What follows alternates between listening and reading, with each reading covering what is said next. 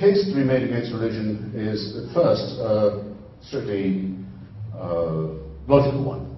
Our brains, as mammals, are so arranged, so formed, that we need to think of ourselves as pattern-seeking. We think and look and try and find shape to matters. For example, this city was once burned to the ground amid appalling scenes of carnage as the result of a conflict in which both sides firmly believed that God was in their camp. They were both Christian. They weren't even discrepant kinds of Christian, really.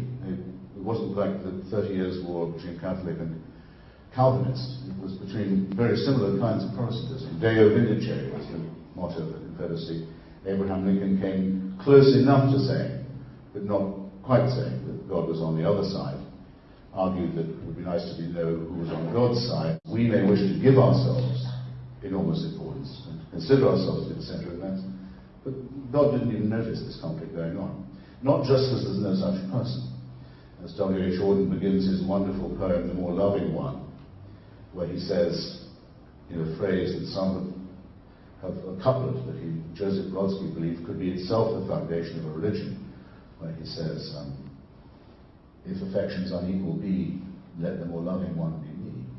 He don't believe that poem says, looking up at the stars, I know quite well that for all they care, I can go to hell. Religion begins when we don't know anything like that. We look up at the stars and we think that they're arranged for our convenience, that God put them where they were. We don't know even that our own planet goes around the sun. We don't know about orbits or planetary revolutions at all.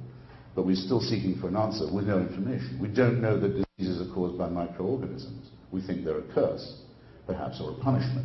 We don't know any of the things we need to know, but we have to try.